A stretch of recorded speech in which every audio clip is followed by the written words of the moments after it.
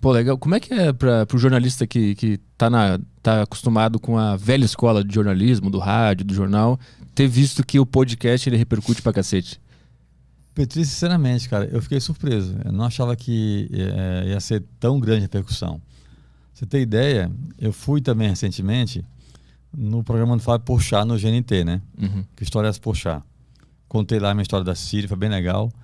E, cara, a repercussão da minha vinda aqui foi muito maior do que no Porchat, cara. No GNT. Caralho. Foda. Legal. Muito mais gente passou a me seguir no Instagram, conversando, dizendo que viu. Porque até o público de podcast, o cara ouve quando ele quiser, né? Uhum. Então, assim, tá lá para sempre, né? Sim. E, cara, não sei se você lembra, mas assim, aquela vez que eu vim aqui, a gente ficou mais de 2 horas e meia conversando. Uhum. E as pessoas veem tudo. É um público muito engajado. Pessoas assim, a pessoa fica 2 horas e meia ouvindo eu falar aqui, a gente conversando, cara. Eu falo, impressionante isso, hein?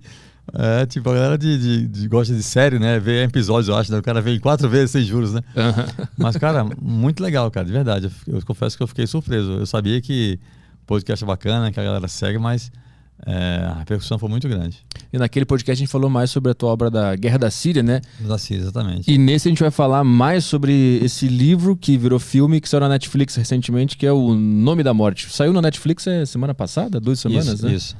Ele foi pra Netflix, ele foi feito em 2018 e tá na Netflix agora pro pessoal assistir. Ele foi lançado no Brasil, nos cinemas, em 2018. Uhum. Aí agora, se eu não me engano, foi dia 2, eu acho. Dia 2, exatamente. Dia 2 de fevereiro. Estreou na Netflix no Brasil e na HBO em toda a América Latina e Caribe. Uhum. E bacana porque tem acho que uns 3 dias, mais ou menos, 4 dias, apareceu no top 10 da Netflix o filme, O Nome da Morte, né? Uhum. Amigos me mandaram, eu até coloquei no Instagram também, que o filme estava entre os 10 mais vistos do Brasil na Netflix. Uhum. Então você que tá assistindo esse podcast aqui, O Nome da Morte lá na Netflix é a história real do... Ele é o maior assassino de aluguel da história do Brasil? Petri, que isso tem notícia do mundo, né? Do mundo? Porque não tem nenhum caso no mundo de um sujeito que assuma ter matado 492 pessoas, né? Uhum. E não é que ele disse, né? Ele tinha um caderno, tipo uma agenda de trabalho, onde ele anotava, né, todos os serviços que ele fazia. Ele colocava o nome da vítima, o nome do mandante, a cidade onde seria o crime e quanto ele iria receber. Uhum. Né? Então, esse caderno, eu e ele contamos juntos o número de vítimas. Mas nesse caderno tava faltando alguns, né? Que aí ele Faltavam 2, que foram as 2 primeiras vítimas dele, né? Quando ele começou, que ele não tinha ainda o caderno. Uhum. E depois, ele nunca tinha contado, né? Uhum. Quando eu fui entrevistá-lo pessoalmente, na casa dele, ele morava na cidade do Maranhão, chamada Porto Franco. Eu perguntei a ele, cara, mas quantas pessoas você matou na vida? Ele falou, não sei, nunca contei. Aí eu falei pra ele, mas não tem um caderno?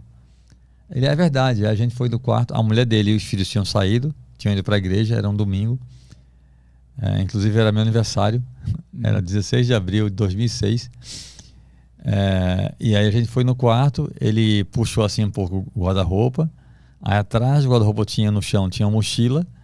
Ele abriu a mochila e nessa mochila tinha o revólver dele, né, que ele usava para trabalhar, e esse caderninho, né, onde ele fazia as anotações dele. E foi muito doido, porque o caderno, quando ele tirou o caderno que eu vi, o caderno tinha uma figurinha do Pato Donald na capa. É muito surreal, cara, a história do Júlio. E aí a gente pegou o caderno e começou a contar. Aí fomos contando, e aí deu 487 pessoas. Uhum. Só que 2 ele tinha matado antes de começar a usar o caderno, né? Então seriam 489. E depois desse dia, quando ele viu que era muita gente, ele falou, cara, não vou usar isso mais não sabia que era tanta gente não. Aí depois desse dia ele não usou mais o caderno, mas matou mais 3 pessoas ainda, entendeu? Ah, sim, ele não queria mais visualizar. O caderno ele não queria ver, mas ainda fez mais 3 serviços, como ele disse. Mas a família dele não sabia que ele fazia isso? Por isso que estava tudo Os filhos escondido? não. A mulher dele só soube quando eles estavam casados, já tinham uns 5 anos. Uhum.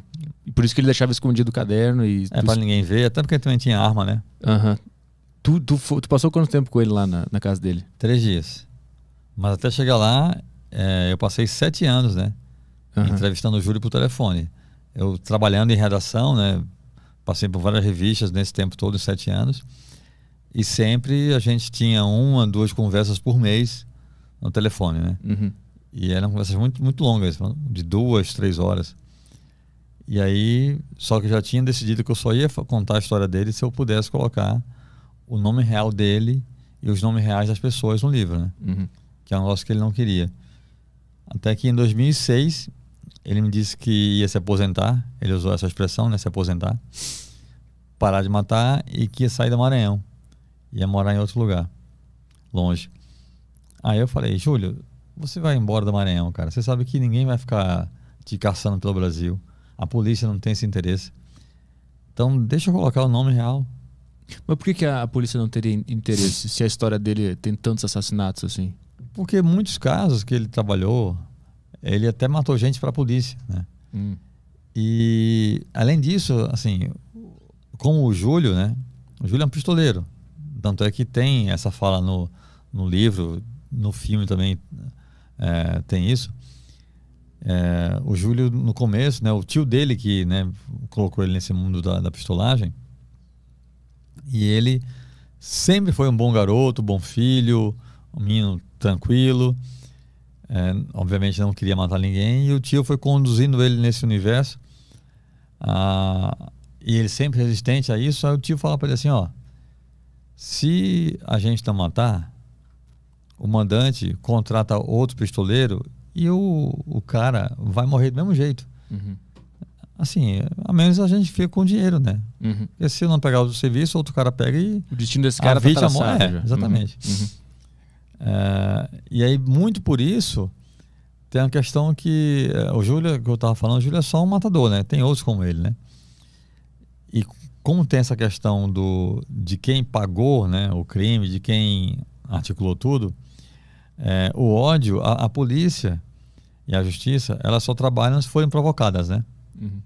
Se eu te matar aqui no estúdio e ninguém fizer nada, a polícia não vai descobrir do nada que eu te matei, né? Uhum. E aí o que acontece? Quando o Júlio matava alguém, ou quando algum pistoleiro mata alguém, o ódio, a revolta das famílias é sempre em relação ao mandante, né? Que é o cara que financiou o crime, né? A não ser um caso que não tenha mandante, né? O cara descobre que o vizinho estuprou a filha dele, vai lá e mata o vizinho. Aí é outra coisa, não é um mundo da pistolagem, né? Uhum. Mas nesse universo da pistolagem, quando o assassino é um pistoleiro profissional, o ódio da família, da vítima, é sempre em relação ao mandante, né? Ao cara que financiou, né? Então é muito mais, digamos, arriscado, né? Para o mandante ser acusado, ser procurado, Uhum. porque a família vai fazer alguma coisa, do que para o pistoleiro, né? Uhum.